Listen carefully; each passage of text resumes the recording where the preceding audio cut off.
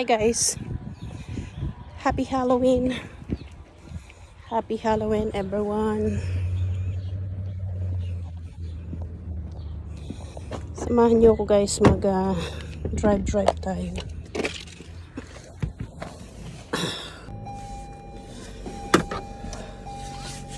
Samahan niyo ako guys. May meeting lang ako. Saglit. Magde-drive tayo sa work.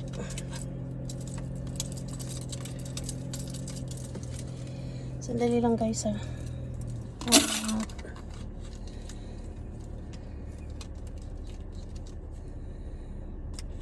Ilalagay ko lang itong itong ID ko at baka makalimutan. Sa gayon guys ay Halloween October 31st at ang mga tao ay nagre-ready na for tonight. Time check is 4:33 at maaga pang mag trick or treat ngayon. So ang mga bata ay ngayon yung mga excitement night para sa mga bata na mag trick or treat. Pero ako may meeting at wala tayong magawa guys at work ito, parte ng trabaho, kaya trabaho muna guys, trabaho muna tayo. Kumusta kayo guys? Kumusta ang lahat? At ngayon ay last day of month of October. Ang bilis guys, bukas November 1st na. So All Souls Day dyan sa Pilipinas. Ngayon ay November 1st na dyan sa Pilipinas at dito sa Canada ay October 31st pa lang. So happy Halloween at All Souls Day dyan sa Pilipinas. Anong mga niluto nyo guys para sa mga pang-offer sa ano bang tawag doon? Diyan sa ano ng mga harapan ng mga Santo Santa, kung saan dyan natin inilalagay yung mga kakanin na nilalagay natin pang offer sa mga patay. Yan guys ang nalakihan ko nung nasa Pilipinas pa ako. Kahit anong kakanin inilalagay dyan. So sa may altar. Ako hindi ko alam kung anong magagawa ko mamaya para bukas kasi may work ako guys, may work. Sana wag magtampo ang mga kaluluwang relatives ko. Kasi may work ako. Ang hirap guys i-divide ang oras kapag may trabaho. Kaya kung ano lang, siguro kanin lang at saka ulam ilalagay ko. Yun lang, ganun lang. Yeah. Ano kaya yun? Ano kaya nasa likod ng sasakyan ko na gumigiling-giling pag lumiliko ako? Parang mayroong something guys. Siguro yan yung ano, yan yung buti ng galon ng windshield washer. Empty na kasi yun guys. Ay mayroon pang kaunti kaya hindi ko tinatapon.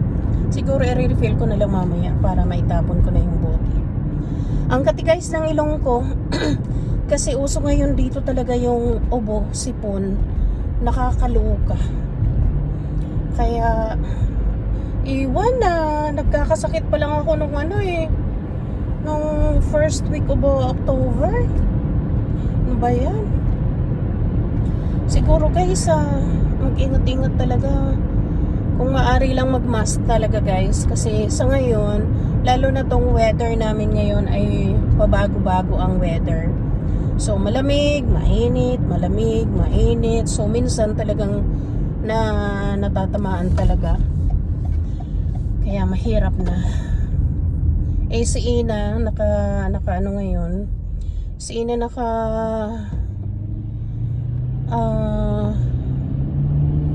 ano ba yung tawag doon? Nakasiklib si Ina for 1 week kasi pinadoktoran ko siya 2 days ago. Grabe ang ubo niya guys. Grabe ang asthma niya. And then nati-trigger siya sa asthma niya kasi nagtuturo siya ng swimming lesson at the same time. Araw-araw siya nasa work. And then siguro malamig nga talaga maghapon sa tubig. Isipin mo naman araw-araw or every other day maghapon sa tubig nagtuturo. So siguro na trigger ang ano niya, ang ubo niya. So sabi ng doktor, you have to take a rest kasi hindi daw maganda. So kaya nag-sick leave siya for 1 week. At sa awa naman ng Diyos, medyo okay na ang ubo niya. Napapatulog na siya ng gabi. Kasi unlike nung previous nights, awang-awa ko kasi pag darating sa bahay, grabe ang ubo niya talaga, yung very dry na para ang bigat ng ubo, yung ang tigas ng ubo na very makati. Kaya sabi ko much better nang nagsiklib na lang siya kasi delikado ang lungs niya. So sabi ng doktor, may narinig siyang wheezing sa lungs niya. So kaya pina-x-ray siya. Nag-x-ray siya kahapon guys. So sana naman kung mayroong mang something, bigyan na lang siya ng antibiotic. Kasi dito guys, hindi basta-basta nagbibigay ng antibiotic ang mga doktor. Kasi depende kung worse na talaga ang sakit mo. Kagaya sa akin, 3 weeks na yung ubo ko. Sakala ko binigyan ng antibiotic. Pero yung antibiotic for 5 days lang. Once a day lang yung antibiotic. So hindi talaga yung for 7 days, 8 days, or 9 days. Hindi ganun dito. So mas kailangan talaga yung worst na ang nararamdaman mo kasi hindi ka basta-basta bibigyan. At ang hirap lang guys kasi andali lang guys at overtaken ko lang tong malaking truck. Ayan. Ang hirap lang kasi hihintayin pa na maging worst yung nararamdaman mo, and then ang laging sinasabi pa ng doktor dito, let the immune system fight your cough.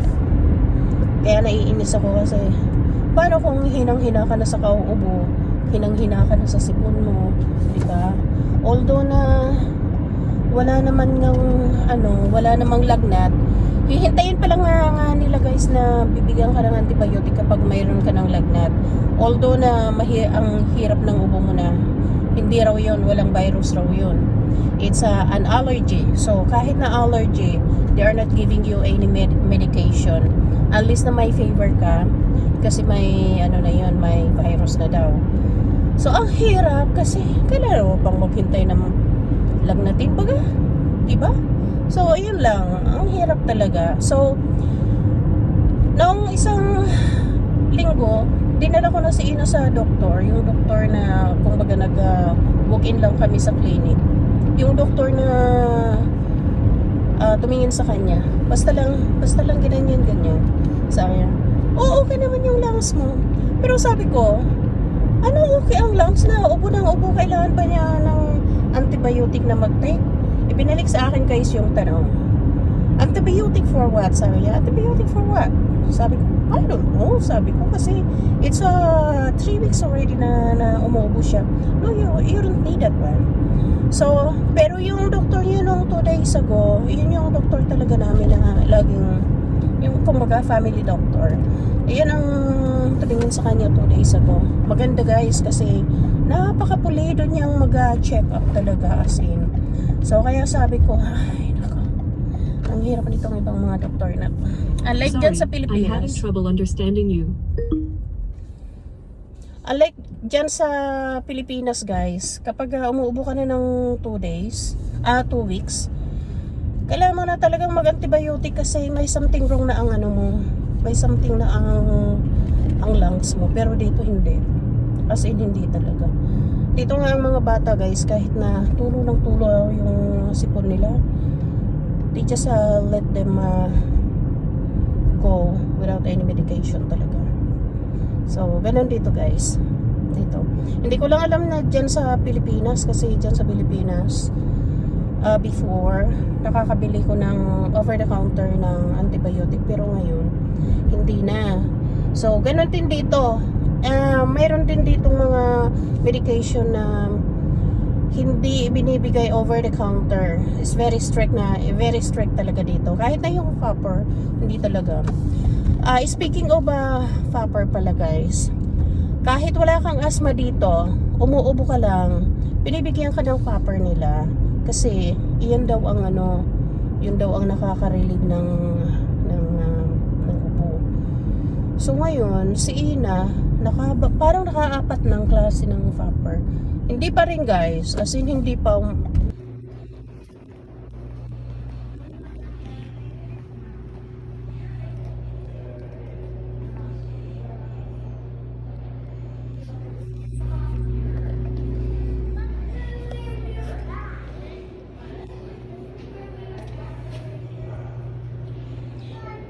Curling siya guys.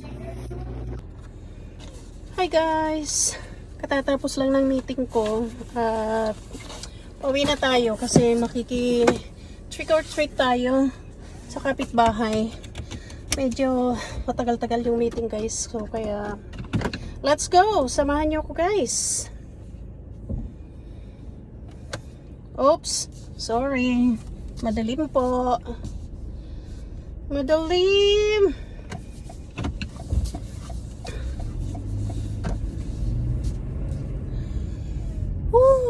Gabi na guys, sobrang dilim na. It's only 6:43, so almost 1.5 hours yung meeting ko, kaya tayo na guys at ako'y gutomski na. Just a little bit. Happy Halloween! Happy Halloween!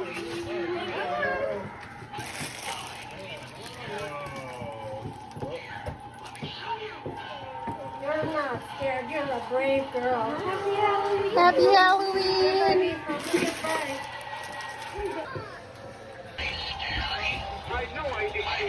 Aking kamay.